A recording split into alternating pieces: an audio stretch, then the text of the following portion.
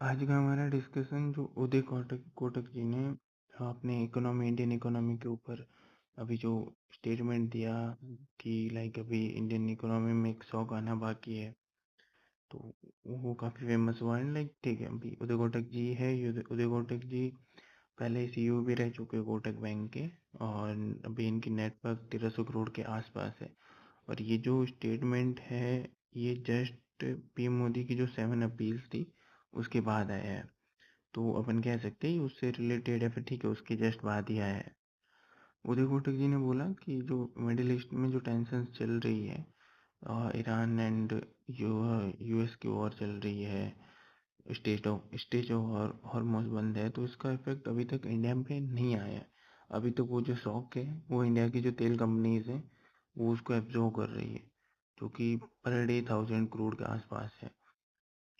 पिछले 2 महीने से वो लड़ाई चल रही है, वहाँ पे वॉर चल रही है, बट उदय कोटक जी ने बोला कि अभी तक उस वॉर का असर इंडिया की इकोनॉमी पे नहीं आया, because of Indian government and Indian oil company उस शॉक को अब्जॉर्व कर रही है। लाइक बीच में जो लाइक जो लॉस हो रहा है वो कंपनीज बियर कर रही है, बट वो जो शॉक अब्जॉर्व करने की कैपेसिटी है वो भी कोई भी, चाहे कितनी भी बड़ी कंपनी क्यों ना हो, वो लिमिटेड है। सो उदय कोटक जी ने बोला कि ये अभी लाइक इसका इफेक्ट इंडिया पे बहुत बुरा आ सकता है, इंडियन इकोनॉमी पे। तो उदय कोटक जी ने ये बोला कि we must prepare for the worst. हमें पहले से ही चीज़ों को लेके प्रिपेयर होना पड़ेगा। ठीक है, 2 महीने से अपनी कंपनी ने इस चीज़ को ऑब्जर्व कर लिया जो शौक आ रहा था, बट कब तक? एटलीस्ट आज नहीं तो कल वो आना ही है, वो फिक्स है। अगर ठीक है, हाइपोथेटिकली अपन इमेजिन करते हैं कि आज क्या आज है, फिर कल ये जो ईरान वॉर है ये रुक जाए, तो फिर मे बी लाइक ठीक है कुछ महीनों में धीरे धीरे चीज़ें नॉर्मल हो जाएगी, बट वो अपन को दिख नहीं रही है एज नियरली कि भाई ठीक है, मतलब कुछ एग्रीमेंट हो जाए या फिर लाइक वॉर रुक जाए। इंडिया में जो पेट्रोल एंड डीजल की प्राइसेस है वो काफ़ी टाइम से सेम ही है, चाहे वर्ल्ड मार्केट में क्रूड ऑयल की प्राइस कितनी ही क्यों ना बढ़े।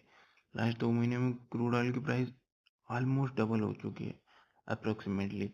लाइक अगर अपन देखें तो इंडिया जो रशिया से डिस्काउंटेड पहले ऑयल खरीद रहा था, क्रूड ऑयल खरीद रहा था, बट जब वॉर स्टार्ट हुआ था उस टाइम जो पर बैरल प्राइस थी वो $70 थी, एंड अभी पर बैरल 120 हो चुकी है। लेकिन अपन कह सकते हैं ऑलमोस्ट डबल हो चुकी है, और ये बढ़ रही है जैसे जैसे टेंशन बढ़ती जा रही है, बढ़ती जा रही है।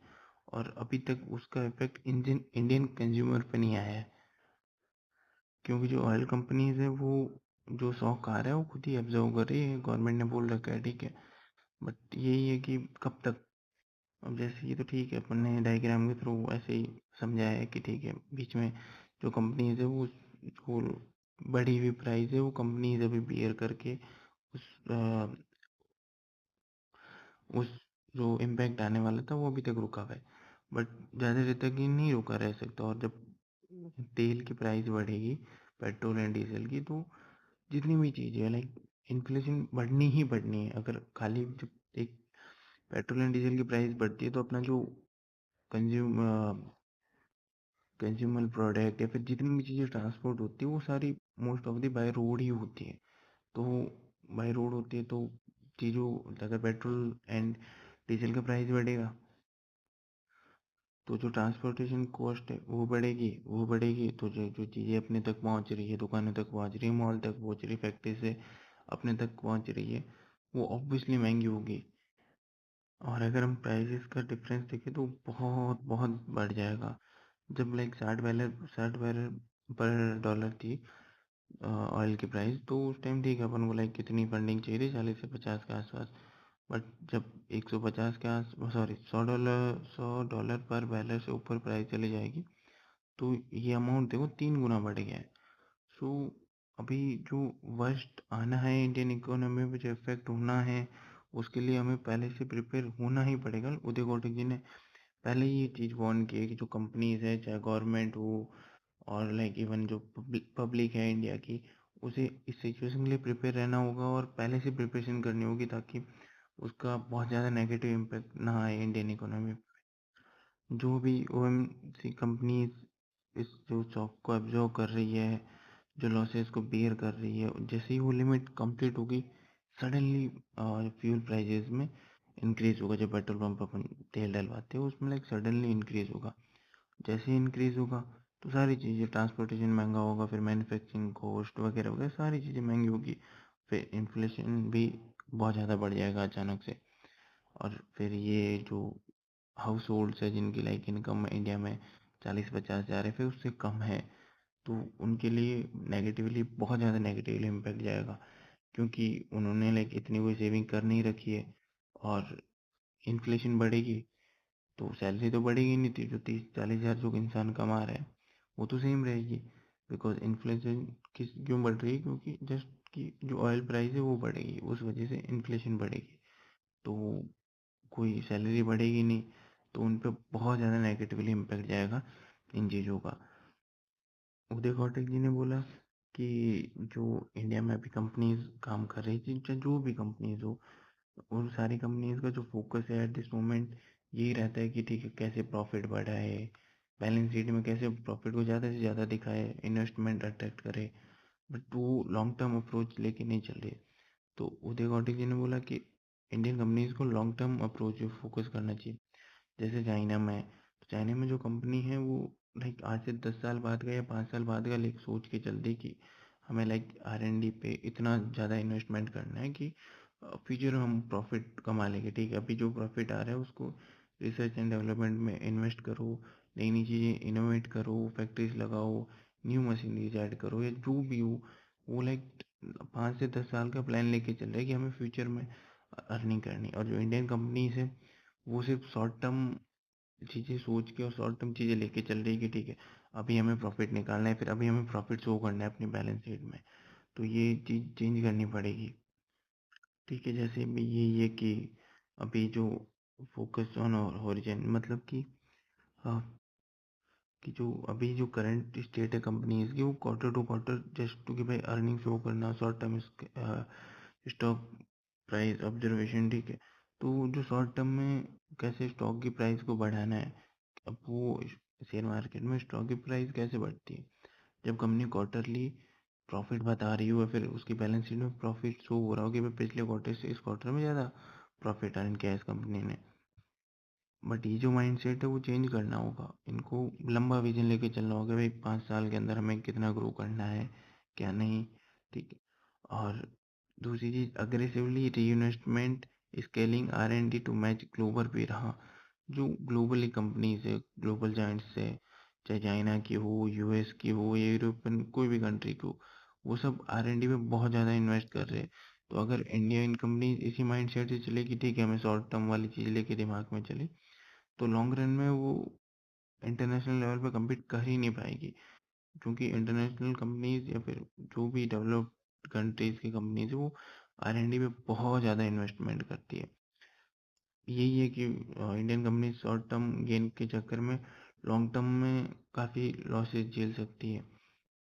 तो इसी माइंडसेट को चेंज करके R&D पे बहुत ज़्यादा इन्वेस्टमेंट करना चाहिए।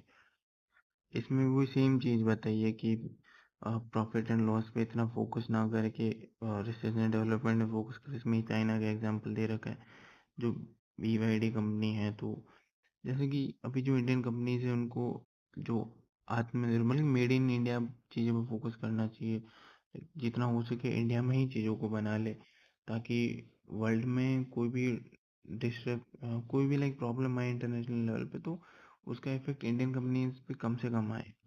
इसमें यही बताया कि इंडियन जितनी भी इंडियन कंपनीज है, अ, जितनी भी, उन सबको लॉन्ग टर्म फोकस, मतलब कि लॉन्ग टर्म बेनिफिट या फिर लॉन्ग टर्म प्रॉफिट या फिर लॉन्ग लॉन्ग टर्म ग्रोथ पे फोकस करना चाहिए, ना कि शॉर्ट टर्म। अब ये चीज़ है कि लाइक इन उदय कोटक जी ने भी बोला कि ठीक है मतलब फॉरेक्स, इसमें लाइक इन सारी चीज़ों में फॉरेक्स प्रिजर्वेशन भी बहुत ज़रूरी, मतलब कि अपने इंडियन रुपी या फिर अपने इंडियन करेंसी बाहर नहीं जानी चाहिए। इट्स लाइक कि आपको एटलीस्ट 1 साल के लिए तो फॉरेन ट्रेवल अगर ज़रूरी नहीं है तो उसे 1 साल बाद पोस्टपोन कर देना चाहिए। और अगर आपको घूमना है तो ठीक है इंडिया के अंदर ही घूमो, जिसकी वजह से इंडिया की करेंसी इंडिया के अंदर ही रहेगी। और ये सेकंड चीज़, ठीक है, suspend gold purchase for at least 1 year. तो 1 साल तक गोल्ड परचेज ना करो, क्योंकि ये भी मोदी जी ने भी ये रिक्वेस्ट किया था, अपील की थी। बिकॉज अपना जो मोस्ट ऑफ द गोल्ड है अपन बाहर से ही इंपोर्ट करते हैं, तो उसमें यही है कि अपन बाहर से ज़्यादा इंपोर्ट करें तो उसी वजह से अपनी रुपये की वैल्यू भी कॉन्स्टेंटली गिर रही है। एनर्जी कंजर्वेशन, इसमें ये है कि मुझे भी मोदी जी ने ये रिक्वेस्ट की थी कि वर्क फ्रॉम होम एंड हो सके तो पब्लिक ट्रांसपोर्ट का यूज़ करो या फिर लाइक ईवी व्हीकल्स का यूज़ करो। इसमें ये है कि जो अपनी इकोनॉमी पे इम्पैक्ट आने वाला है आने वाले टाइम में नेगेटिवली, उससे हमें कैसे प्रिजर्व करना, हमें बचना कैसे है और उसको झेलना कैसे है जब वो आ जाए। तो इसमें ये जो स्टेट है उसको ऐसे इंफ्रास्ट्रक्चर डेवलप करना चाहिए, बिल्डिंग डिजिटल, ठीक है, मतलब जो जैसे कि ऑनलाइन चीज़ें करना, उस पर ज़्यादा फोकस, चाहे एजुकेशन हो तो ऑनलाइन, अगर पॉसिबल हो तो ऑनलाइन एजुकेशन में फोकस करना, मीटिंग्स हो तो ऑनलाइन मीटिंग्स लेना, फिजिकल मीटिंग की जगह ऐसा इंफ्रास्ट्रक्चर बनाना चाहिए गवर्नमेंट को।